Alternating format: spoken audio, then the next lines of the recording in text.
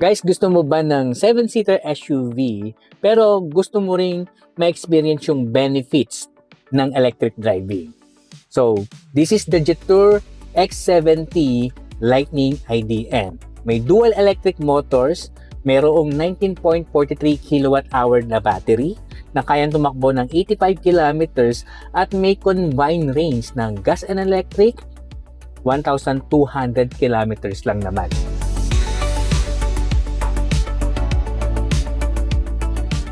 Naka-sporty and modern yung design ng kanyang exterior. May LED headlights, LED daytime running lights, at streaming turn signal. Sa side naman, naka 19-inch aluminum alloy wheels, may 235 by 55 R19 na size ng kanyang tires. Plus, meron pa itong roof rails. And of course, dahil nga 7-seater ito, perfect ito for families na kailangan ng extra seating. So pagdating sa powertrain nito, meron itong 1.5 liters na turbocharged direct injection engine paired with electric dual motor. Yung engine niya, kaya niyang mag-produce ng 115 kW with 220 Newton meters of torque. While the dual electric motors naman ito ay merong 199 kW and 395 Newton meters of torque. One of the best features nito, yung 6.6 kW na V2L o yung vehicle to load function na basically na pwede mong gawing power source yan while camping, outdoor activities, and even sa mga emergencies. Sa loob, modern yung cabin niya. Meron tayong 10.25 inches na infotainment panel and also the cluster panel natin, 10.25 inches din.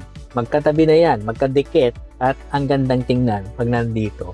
Tapos dito sa baba, meron tayong 9 inches na aircon display, electronic gear selector, wireless charger, ayan, joystick para sa ating infotainment panel, cup holder, and armrest compartment. So meron tayong Bluetooth connectivity, naka 360 camera na tayo, meron tayong 8 Sony speaker all around the cabin, at electronic adjustable na yung seats natin dito sa harap at sa co-driver natin.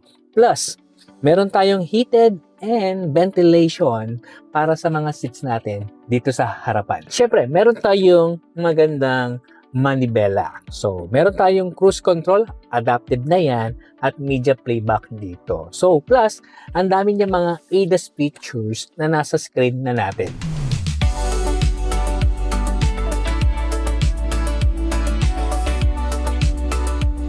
So, sa initial driving experience natin dito, smooth, masarap siyang i-drive, at very responsive kapag naka-EV mode.